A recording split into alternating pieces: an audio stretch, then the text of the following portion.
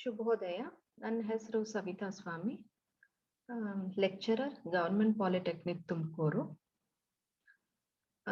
ಇವತ್ತು ನಾವು unit 5 session 47 ನಲ್ಲಿ treatment of water that in rural water supply ಇದ್ರ ಬಗ್ಗೆ ಕಲಿತಾ ಇದ್ದೀವಿ. ಸೆಷನ್ ನಂಬರ್ 46 ಅಲ್ಲಿ ಕಂಟೆಂಟ್ಸ್ ಬಗ್ಗೆ ನಾನು ಹೇಳ್ತೀನಿ. ರೂರಲ್ ವಾಟರ್ ಸಪ್ಲೈ ಬಗ್ಗೆ ಓದಿದ್ವಿ, ತಿಳ್ಕೊಂಡಿದ್ವಿ. ಅದರಲ್ಲಿ introduction to rural water supply ಅಂದ್ರೆ ಏನು, ಯಾವ ತರ ನಾವು ವಾಟರ್ನ ಸಪ್ಲೈ ಮಾಡ್ತೀವಿ ಮನೆಗಳಿಗೆ, ಹಾಗೇನೆ ಸೋರ್ಸಸ್ ಏನೇನು ಅನ್ನೋದ್ರ ಬಗ್ಗೆ ಓದಿದ್ವಿ. ಲಾಸ್ಟ್ ನಾನು ಸ್ವಲ್ಪ ರಿಫ್ರೆಶ್ ಮಾಡೋದಾದ್ರೆ ಸೋರ್ಸಸ್ ಬಗ್ಗೆ ಹೇಳ್ತೀನಿ. ಏನೇನಿತ್ತು ಸೋರ್ಸಸ್, ಏನೇನಿರುತ್ತೆ ರೂರಲ್ ವಾಟರ್ ಸಪ್ಲೈ ಅಲ್ಲಿ ಅಂತಂದ್ರೆ, ಸ್ಪ್ರಿಂಗ್ಸ್ ಇರುತ್ತೆ, ವೆಲ್ಸ್ ಇರುತ್ತೆ. ವೆಲ್ಸ್ ಅಲ್ಲಿ ಮತ್ತೆ ಎಷ್ಟೊಂದ್ ತರ ಇದೆ. ಒಂದು ಡಗ್ ವೆಲ್ ಇದೆ, ಡ್ರಿವನ್ ವೆಲ್ ಇದೆ, ಜಾಟೆಡ್ ವೆಲ್, ಬೋರ್ ವೆಲ್, ಈ ತರ ಡಿಫ್ರೆಂಟ್ ಟೈಪ್ಸ್ ಆಫ್ ವೆಲ್ಸ್ ಇರುತ್ತೆ. ಹಾಗೇನೆ ಪಾಂಡ್ಸ್ ಕೂಡ ಒನ್ ಆಫ್ ದ ಸೋರ್ಸಸ್. ಅದಾದ ನಂತರ ರೂಫ್ ವಾಟರ್ ಕ್ಯಾಚ್ಮೆಂಟ್ ಅಂತ ಹೇಳಿ, ಮತ್ತೆ ಅದರ ಸ್ಟೋರೇಜ್, ಹಾಗೆ ground water catchment and storage. ಇಷ್ಟ್ರ ಬಗ್ಗೆ ನಾವು ಡೀಟೇಲ್ ಆಗಿ ಸೆಷನ್ ನಂಬರ್ 46 ಅಲ್ಲಿ ಓದಿರ್ತೀವಿ. ಈಗ to continue with session 47, we study treatment of water in rural water supply. Okay, coming to the contents, here we study the introduction, disinfection of well water, methods of disinfection. Introduction. In both residential and commercial in rural areas, since buildings are scattered, sanitation should be viewed with a different angle, unlike urban areas. Residential ಮತ್ತೆ commercial areas, rural areas ಅಲ್ಲಿ ಹೇಗಿರುತ್ತಪ್ಪ ಅಂತಂದ್ರೆ, urban areas ತರ ಈ ribbon arrangement ಅಲ್ಲಿ ಇರೋದಿಲ್ಲ, ಸಾಲಾಗಿ ಇರಲ್ಲ, ತುಂಬಾ ಸ್ಕ್ಯಾಟರ್ಡ್ ಆಗಿರುತ್ತೆ, ಬೇರೆ ಬೇರೆ ಕಡೆ ಇರುತ್ತೆ. ಅದರಿಂದ ಸ್ಯಾನಿಟೇಷನ್ ಅನ್ನೋದನ್ನ ನಾವು ಅರ್ಬನ್ ಏರಿಯಾಸ್ ಅಲ್ಲಿ ಹೇಗೆ ನೋಡ್ತೀವಿ ಹಾಗೆ ಇಲ್ಲೂ ನೋಡೋದಕ್ಕೆ ಸಾಧ್ಯ ಆಗೋದಿಲ್ಲ. Generally people don't pay attention to the construction of bathrooms and latrines and construction and its usage ಅಂತ ಹೇಳ್ಬೇಕು. ಅದರಿಂದಾನೇ ಇತ್ತೀಚಿನ ದಿನಗಳಲ್ಲಿ ಸರ್ಕಾರ ವಿಶೇಷವಾಗಿ ಈ ರೂರಲ್ ಸ್ಯಾನಿಟೇಷನ್ ಬಗ್ಗೆ, ಯೂಸ್ ಆಫ್ ಬಾತ್ರೂಮ್ಸ್ ಅಂಡ್ ಲೆಟ್ರಿನ್ಸ್ ಬಗ್ಗೆ ಹೆಚ್ಚು ಗಮನ ಹರಿಸ್ತಾ ಇದೆ. ಹಾಗೇನೆ ಅದರ ಕನ್ಸ್ಟ್ರಕ್ಷನ್ ಅಂಡ್ ಯೂಸೇಜ್ ಕಡೆಗೆ ತುಂಬಾ ಅಡ್ವರ್ಟೈಸ್ಮೆಂಟ್ಸ್ ನಾವು ಕೇಳಿದೀವಿ. ಮತ್ತೆ ಅದೇ ತರ ಕನ್ಸ್ಟ್ರಕ್ಷನ್ ಕೂಡ ನಡೀತಾ ಇದೆ. Rural areas are not served by piped water supply, always experience a shortage of water, due to which the quality of wastewater is also small. In the previous session, I had spoken about this. Non-piped water supply andre ಎಲ್ಲಿ ಮನೆಗಳಿಗೆ pipe ಹಾಕಕ್ ಸಾಧ್ಯ ಆಗಿರಲ್ಲ, ಅದನ್ನ ನಾನ್ piped water supply ಅಂತ ಹೇಳ್ತೀವಿ. ಅಂದ್ರೆ ಮನೆ ಹತ್ರನೇ ಹ್ಯಾಂಡ್ ಪಂಪ್ ಇರಬಹುದು ಅಥವಾ ಸ್ಟೋರೇಜ್ ಟ್ಯಾಂಕ್ ಇರಬಹುದು, ಅಲ್ಲಿಂದಾನೇ ನೀರು ಹೊತ್ಕೊಂಡು ಹೋಗೋ ಅಂತ ಪರಿಸ್ಥಿತಿನೂ ಕೆಲವು ವಿಲೇಜಸ್ ಅಲ್ಲಿ, ಕೆಲವು ರೂರಲ್ ಏರಿಯಾಸ್ ಅಲ್ಲಿ ಆ ತರಾನು ಇದೆ. ಅಂತ ಕಡೆಗೆ ನಾನು ಹೇಳಿದೀನಿ 40 LPCD should be the minimum water supply criteria ಅಂತ ಆಗ್ಲೇ ಹೇಳಿದ್ದೀನಿ. ಸೊ ಅಂತ ಕಡೆ ವೇಸ್ಟ್ ವಾಟರ್ ಕೂಡ ಕಡಿಮೆ ಇರುತ್ತೆ. ಸೊ ವೇಸ್ಟ್ ವಾಟರ್ ಕಡಿಮೆ ಇದ್ದಾಗ ನಾವ್ ಏನ್ ಮಾಡ್ತೀವಿ, ಅಲ್ಲಿ ಒಂದು ಪರ್ಫೆಕ್ಟ್ ಸಿವರೇಜ್ ಸಿಸ್ಟಮ್ ಅಂತ ಇರೋದಿಲ್ಲ. So some special methods have to be employed. Sewerage system ಅಂತಂದ್ರೆ ಅರ್ಬನ್ ಏರಿಯಾಸ್ ಅಲ್ಲಿ ಅದು ಪ್ರಾಪರ್ ಚಾನಲ್ಸ್, ತುಂಬಾ ದೊಡ್ಡ ದೊಡ್ಡ ಸೀವರ್ಸ್ ಇರುತ್ತೆ. ಒಂದು ಸ್ಟಾರ್ಮ್ ವಾಟರ್ ಕಲೆಕ್ಷನ್ಗೆ ಇರುತ್ತೆ, ಇನ್ನೊಂದು ಡೊಮೆಸ್ಟಿಕ್ ವೇಸ್ಟ್ ವಾಟರ್ ಕಲೆಕ್ಷನ್ಗೆ ಅಂತಾನೆ ಇರುತ್ತೆ. ಸೊ ಈ ತರ ಎಲ್ಲ ರೂರಲ್ ಏರಿಯಾಸ್ ಅಲ್ಲಿ ಇರಲ್ಲ. ವೇಸ್ಟ್ ವಾಟರ್ ಕಡಿಮೆ ಇರೋದ್ರಿಂದ ಸಮ್ ಸ್ಪೆಷಲ್ ಅರೇಂಜ್ಮೆಂಟ್ ಇರ್ಬೇಕಾಗತ್ತೆ. ಸೊ ಅದರ ಸೇಫ್ ಕಲೆಕ್ಷನ್ ಮತ್ತೆ ಡಿಸ್ಪೋಸಲ್ ಯಾವ್ದೆಲ್ಲ ಅಂತಂದ್ರೆ ವೇಸ್ಟ್ ವಾಟರ್ ಆಗಿರ್ಬೋದು, ಆಮೇಲೆ ಎಕ್ಸ್ಕ್ರೀಟ ಕೂಡ ಅದ್ರದ್ದು ಸೇಫ್ ಕಲೆಕ್ಷನ್ ಅಂಡ್ ಡಿಸ್ಪೋಸಲ್ ಬಗ್ಗೆ ಬೇರೆನೆ ಅರೇಂಜ್ಮೆಂಟ್ ಇರಬೇಕಾಗತ್ತೆ. So now let us see what are all the necessities to disinfect well water. Well is one of the sources, prominent sources ಅಂತ ನಾನು previous session ಅಲ್ಲಿ ಹೇಳಿದ್ದೀನಿ. ಹಾಗೇನೆ ಈಗ ಡಿಸ್ಇನ್ಫೆಕ್ಟ್ ಯಾಕೆ ಮಾಡಬೇಕು ನಾನು ಹೇಳ್ದೆ. ರೂರಲ್ ಏರಿಯಾಸ್ ಅಲ್ಲಿ ಸ್ಯಾನಿಟೇಷನ್ಗೆ ಒತ್ತು ಕೊಡದೇ ಇರೋದ್ರಿಂದ ಕೆಲವಾರು ವಾಟರ್ ಬೋರ್ನ್ ಡಿಸೀಸಸ್ ಆಗತ್ತೆ ಅಂತ ಹೇಳಿದೀನಿ.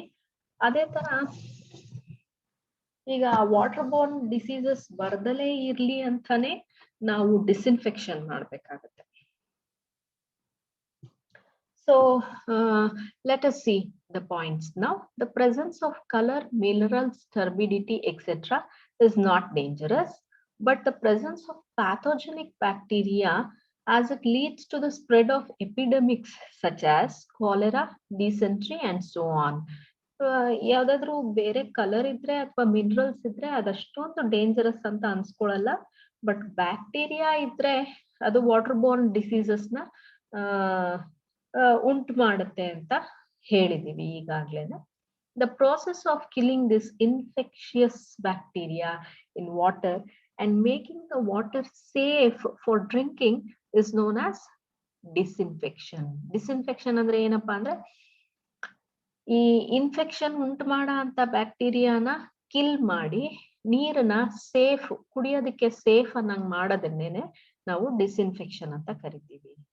ಓಕೆ, ಸೊ ಯಾವ್ಯಾವ ಕೆಮಿಕಲ್ಸ್ ನ ಡಿಸ್ಇನ್ಫೆಕ್ಷನ್ಗೆ ಅಂತ ನಾವು ಯೂಸ್ ಮಾಡಿರ್ತೀವಿ ಆ ತರ ಸಬ್ಸ್ಟೆನ್ಸಸ್ ನ ನಾವು ಡಿಸ್ಇನ್ಫೆಕ್ಟೆಂಟ್ಸ್ ಅಂತ ಕರಿತೀವಿ.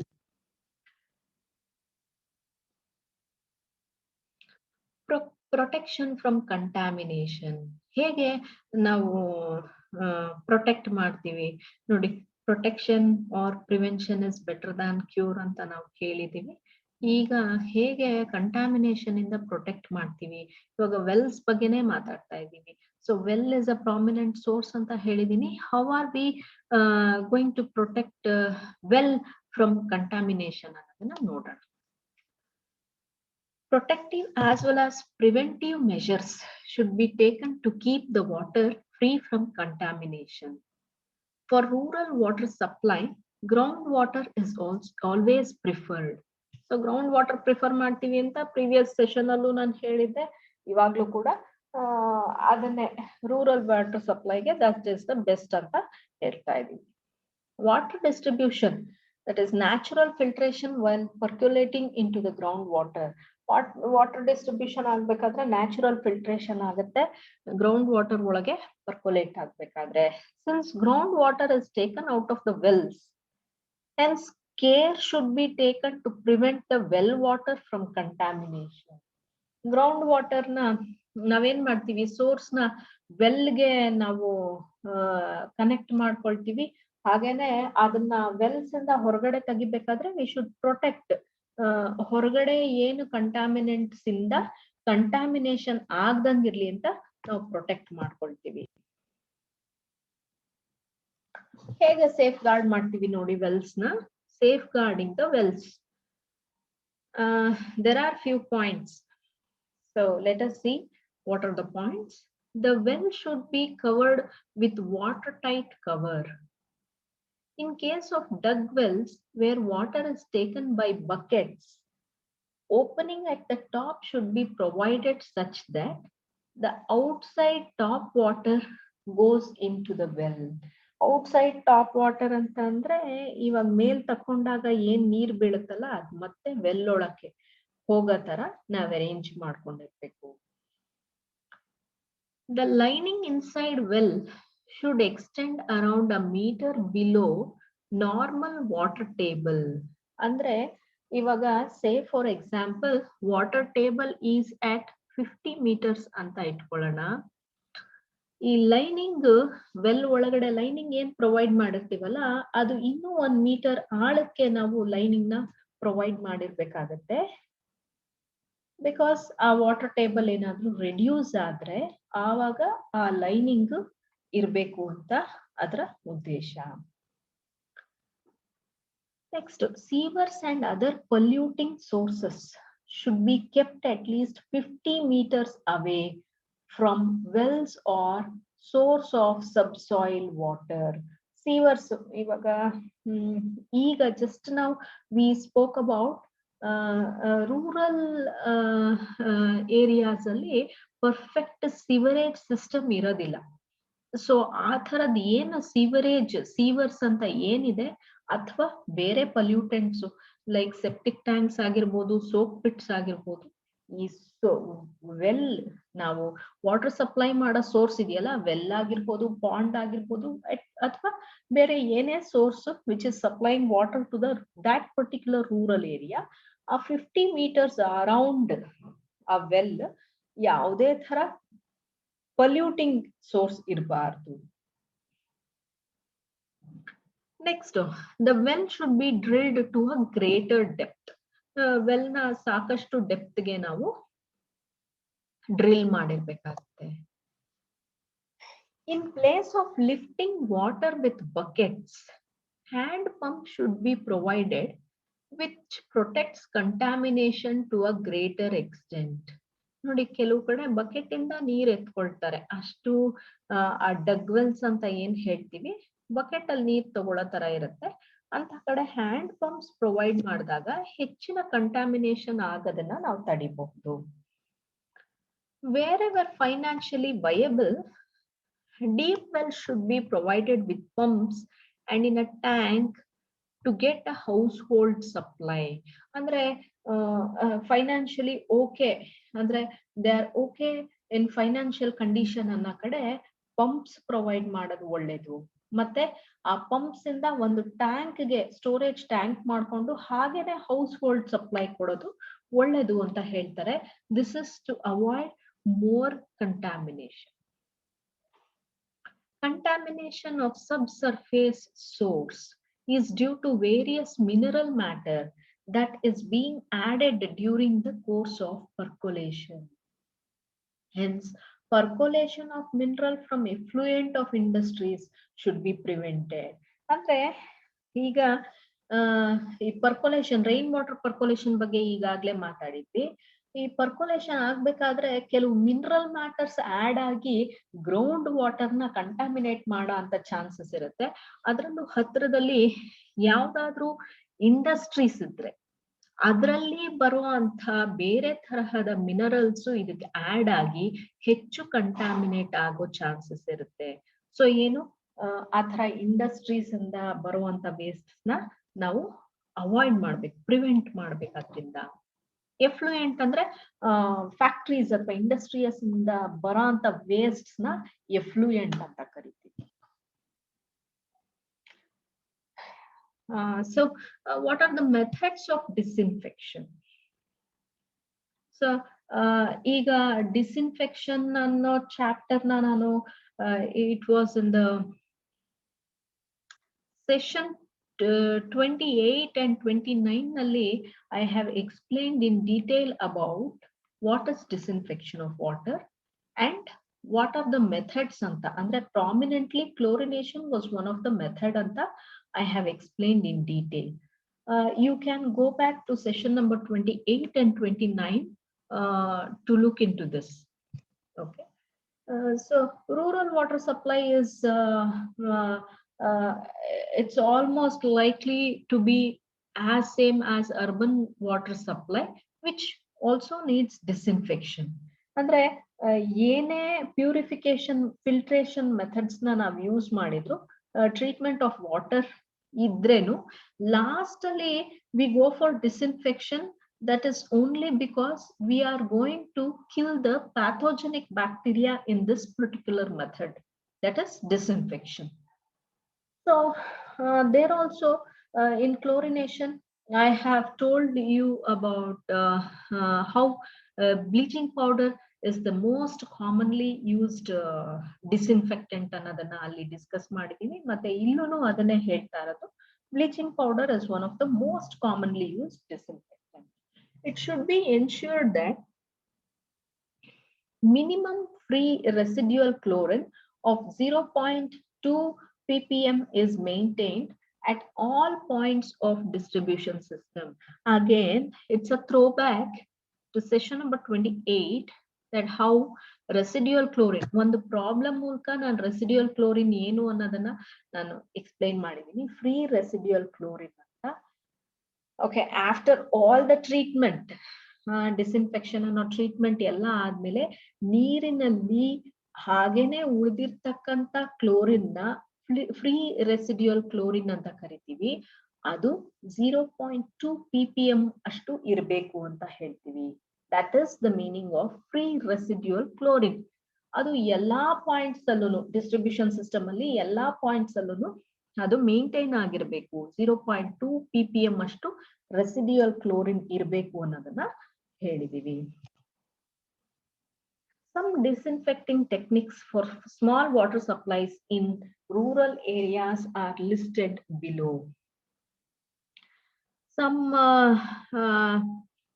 of the disinfecting techniques ಅಂತಂದ್ರೆ ಎರಡು ರೂರಲ್ ವಾಟರ್ ಸಪ್ಲೈಗೆ ಕಡಿಮೆ ಪ್ರಮಾಣದ ನೀರನ್ನ ಡಿಸ್ಇನ್ಫೆಕ್ಟ್ ಮಾಡೋದಕ್ಕೆ ಎರಡು ಮೆಥಡ್ ನ ನಾವು ಹೇಳಿದೀವಿ. ಒಂದು ನೋಡಿ ಸಿಂಗಲ್ ಪಾಟ್ ಮೆಥಡ್ ಅಂತ, ಇನ್ನೊಂದು ಡೈರೆಕ್ಟ್ ಫೀಡ್ ಟೈಪ್ ಕ್ಲೋರಿನೇಟರ್ ಅಂತ. ಈ ಎರಡು ಮೆಥಡ್ ನ ನಾವು ಇಲ್ಲಿ ನೋಡಬಹುದು. ಇಲ್ಲಿ ಕಾಣ್ತಾ ಇರೋದು ಚಿತ್ರದಲ್ಲಿ, ಈ ಸ್ಕೆಚ್ ಅಲ್ಲಿ ವಾಟ್ ಆರ್ ವಿ ಲುಕಿಂಗ್, ಇದನ್ನ ನೋಡಿದ್ರೆ ಎಷ್ಟು ಸಿಂಪಲ್ ಆಗಿರೋ ಅಂತ ಒಂದು ಪಾಟ್ ತರ ಕಾಣ್ತಾ ಇದೆ. ಪಾಟ್ ಮೇಲೆ ನೋಡಿ ಇಲ್ಲಿ ಪಾಯಿಂಟರ್ ತೋರಿಸ್ತಾ ಇದ್ದೀನಿ, ಅದರಲ್ಲಿ ಪಾಲಿ ಎಥಿಲಿನ್ ಕವರ್ ಅಂತ ಹೇಳಿದೀವಿ. ದೆನ್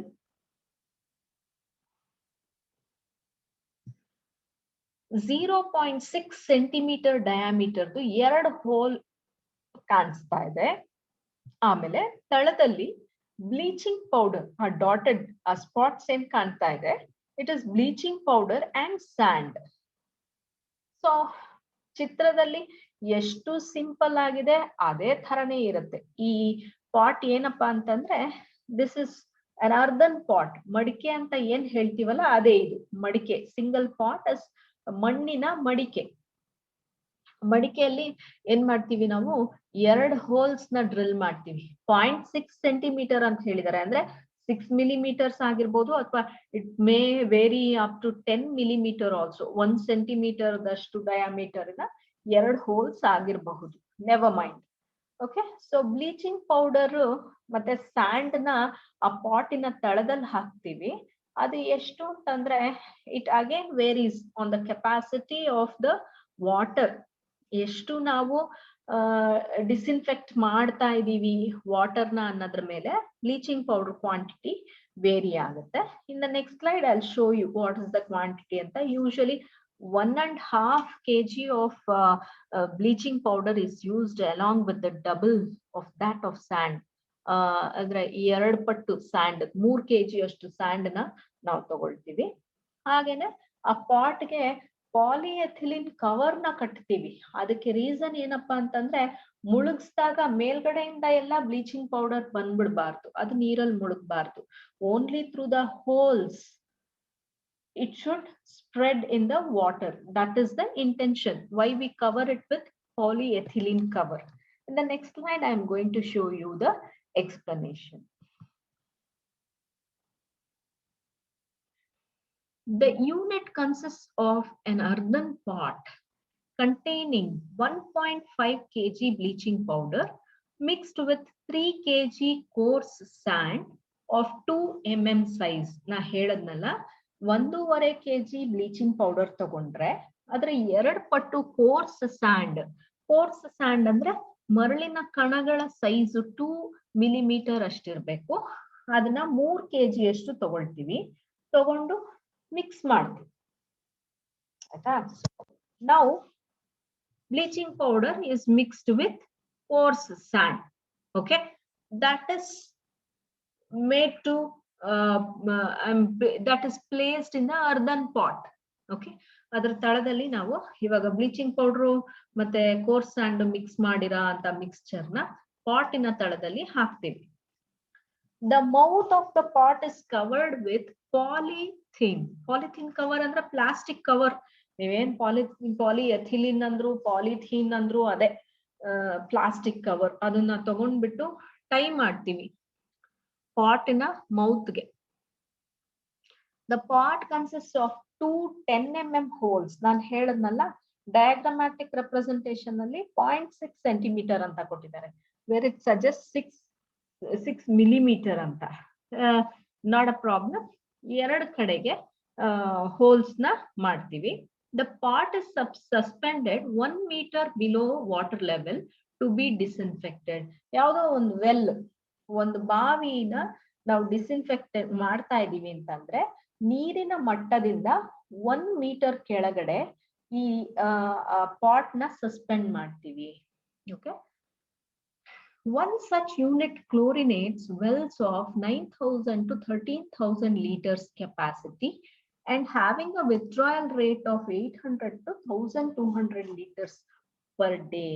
ಅಂದ್ರೆ ಬಾವಿಯಲ್ಲಿ ಸಪೋಸ್ 9,000 ಇಂದ 13,000 ಲೀಟರ್ಸ್ ಅಷ್ಟು ನೀರಿದೆ ಅಂತ ಇಟ್ಕೊಳ್ಳೋಣ. ಆಗ ನಾ ಹೇಳದ್ನಲ್ಲ ಈ ಪಾಟ್ ಏನು single pot method, single pot with 1.5 kg of bleaching powder, 3 kg of coarse sand, ಇದು ಅಷ್ಟು ಲೀಟರ್ಸ್ ಕೆಪಾಸಿಟಿನ ಕ್ಲೋರಿನೇಟ್ ಮಾಡುತ್ತೆ. ಆಮೇಲೆ ಈ ವಿತ್ಡ್ರಾಯಲ್ ರೇಟ್ ಅಂತ ಏನ್ ಹೇಳಿದ್ದಾರೆ, ವಾಟ್ ಇಸ್ ಇಟ್ ಅಂತಂದ್ರೆ ಆ ಬಾವಿಯಿಂದ 800 1,200 ಲೀಟರ್ಸ್ ಪರ್ ಡೇ ಅಷ್ಟು ನೀರ್ನ ತಕ್ಕೊಳ್ಬಹುದು. ಅದನ್ನ ವಿತ್ಡ್ರಾಯಲ್ ರೇಟ್ ಅಂತ ಹೇಳ್ತಾರೆ. ಸೊ 40 ಲೀಟರ್ ಕೊಡೋದಾದ್ರೆ ಒಬ್ಬ ವ್ಯಕ್ತಿಗೆ, LPCD ಅಂತ ಹೇಳಿದೀನಿ ನಾನು. ಸೊ 40 LPCD ಆದ್ರೆ 20 to 30 ಪೀಪಲ್ಗೆ ಇದು ಸರ್ವ್ ಮಾಡುತ್ತೆ. 20 ರಿಂದ 30 ಜನಕ್ಕೆ 40 ಲೀಟರ್ ಪ್ರಕಾರ ಒಂದು ದಿನದಲ್ಲಿ ಸರ್ವ್ ಮಾಡುತ್ತೆ. ಓಕೆ. ಸೊ ಅಂಡ್ ಈ ಬ್ಲೀಚಿಂಗ್ ಪೌಡರ್ ನ ಹಾಗೆ ಹೀಗೆ ಪಾಟ್ ಅಲ್ಲಿ ಬಿಟ್ಟಿರ್ತೀವಲ್ಲ, ಎಷ್ಟು ದಿನ ಬೇಕಾದ್ರೂ ಇರಬಹುದಾ ಅಂದ್ರೆ no. It can be chlorinated for 1 week ಅಷ್ಟೇನೆ. After 1 week the pack has to be refilled. ಮತ್ತೆ ಅದನ್ನ ರೀಪ್ಲೇಸ್ ಮಾಡ್ಬೇಕಾಗುತ್ತೆ with the same amount of bleaching powder and of course the coarse sand. Okay. So next, a similar technique with the addition of bleaching powder or sodium hexametaphosphate may also be adopted. ಈ bleaching powder ಗೆ ಬದಲಾಗಿ ಇನ್ನೊಂದು disinfectant ಯಾವ್ದಪ್ಪ ಅಂದ್ರೆ sodium ಹೆಕ್ಸಾಮೆಟಾಫಾಸ್ಫೇಟ್ ಅನ್ನೋದು ಒಂದು disinfectant.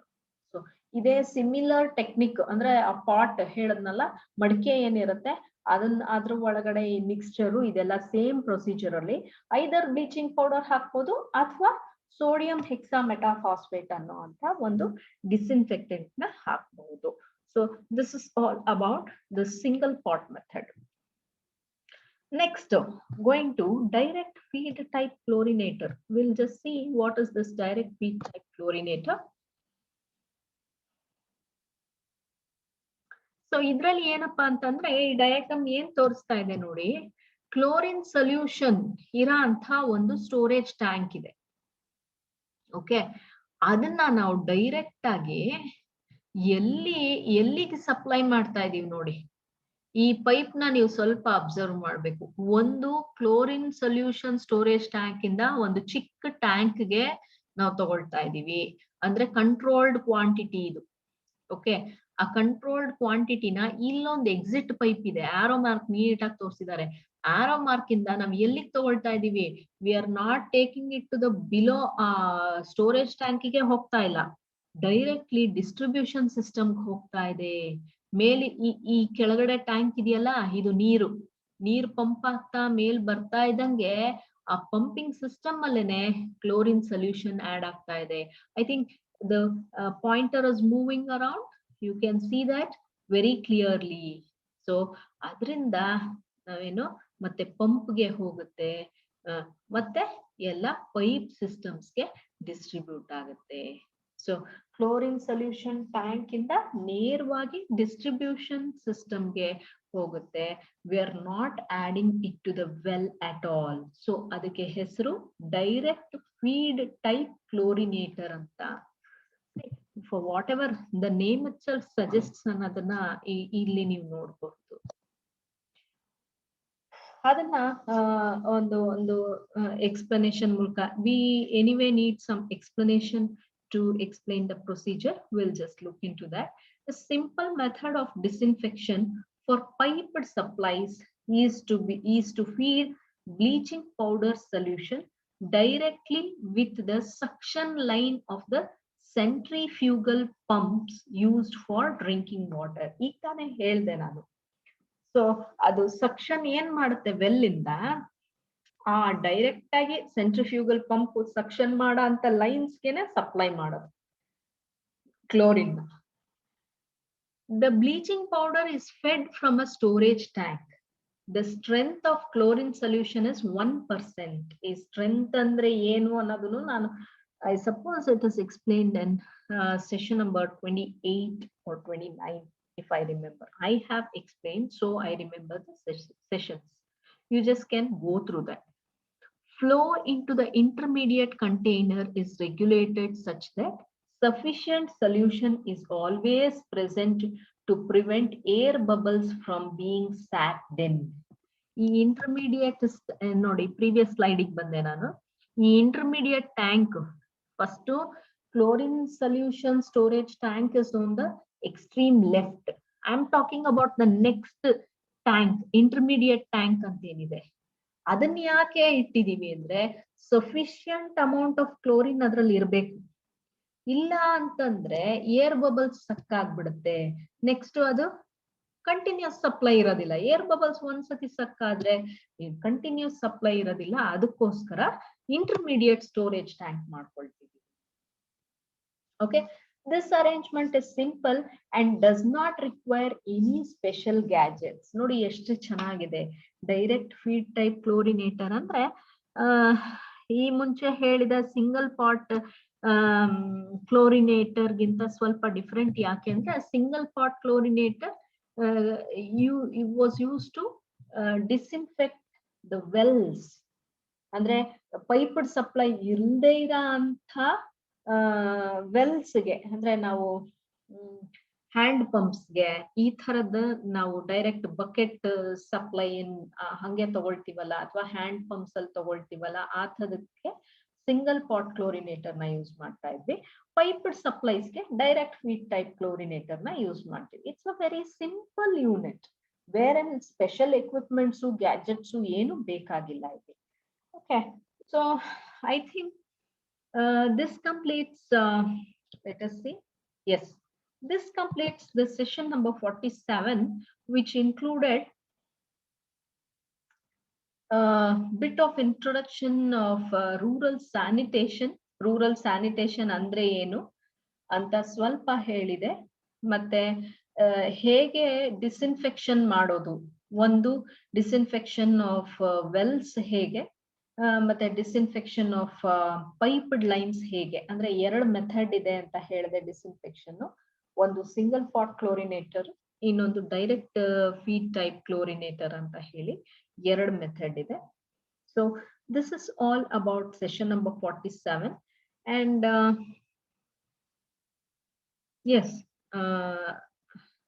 I think this completes the unit number 5, wherein which you have studied about water conservation and rainwater harvesting, recharge of groundwater, and rural water supply, what it means. The introduction of rural water supply and the sources of rural water supply in session number 46. Session number 47 gave you the introduction for rural sanitation, what is disinfection, and the types of disinfection of wells and piped water supply. Okay, thank you.